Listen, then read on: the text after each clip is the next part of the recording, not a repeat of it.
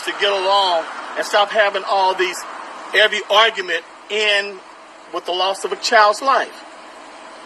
There's a problem with that. So today we're going to hit the corners. We're going door to door. We're going to pass out flyers.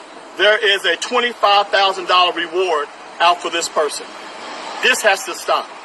It literally does. So let's put the pressure up on that person that did it so they can turn themselves in.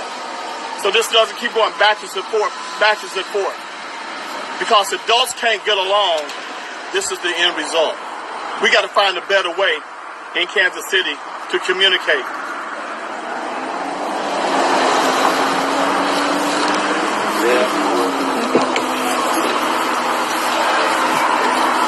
I'm standing as a mother who has lost her son, but I'm standing mothers. I'm calling on you. Be careful who is around your children.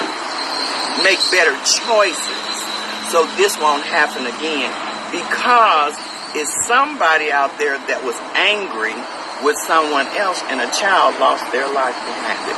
So us mothers are hurting. Stop the violence.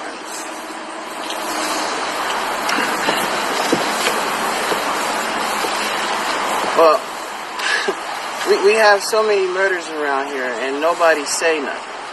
And it's a lot of people that know what's going on. Nobody is, there's no serial killer just running around just shooting random people. These are people that know people. So when people don't say nothing because it doesn't affect you, it will affect you if you don't get these killers off the street, because they will shoot again. They will shoot again. And we have to stand up as a community and say enough is enough. Now the babies are dying. I'm not saying that the baby was the intended target, but somebody in that car was the intended target. So watch what you do. If you ended some kind of troubles or something, just stay away from your family until y'all figure it out. But this shooting has to stop. Sir, can you give us your name? My name is Desmond Logan, Desmond.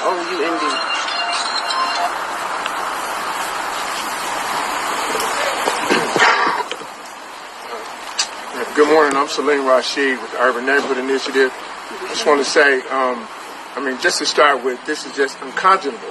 We've reached a point where the level and the escalation of violence is just unacceptable in any civilized society.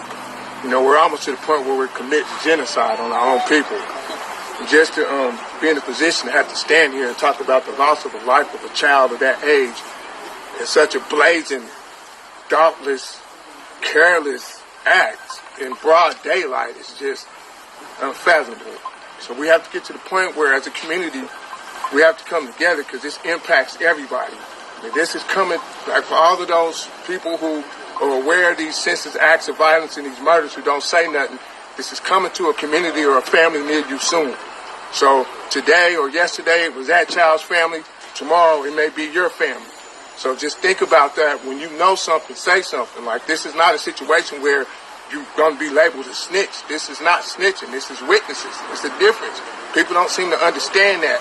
When you're involved in an act and you get caught up and you tell on the other people involved in the act, that's snitching. When you witness a senseless, calculated, callous murder and don't say anything, and you say something, that's witnessing. And that's what we need to get to. We need to get these people off of our streets. Like, this is not a safe environment for anybody, and we should be all very concerned about this. I don't care where you come from, what community you live in. This is just something that should be acceptable, unacceptable all around the board.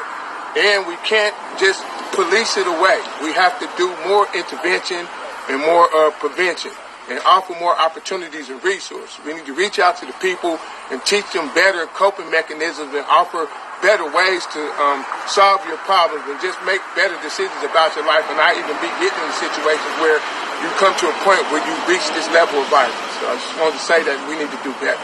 Sir, can you say and spell your first and last name, please? My name is Salim, Saleem.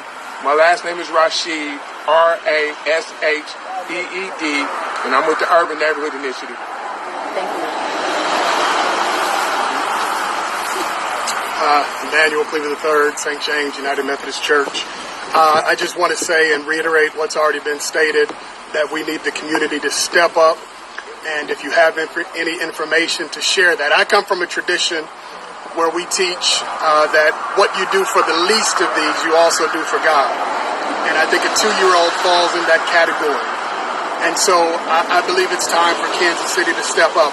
Kansas City can do better, but the only way we can become a stronger city is if faith communities, community leaders step up and get involved in schools, prevention programs, and do all that we can to really make a difference. I believe Kansas City can be a world-class city.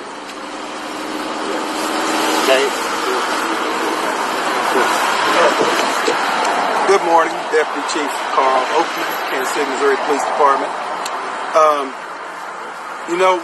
We've failed as a community when we're standing in front of a fire station talking about a 1 to 2 year old kid that had been shot and killed.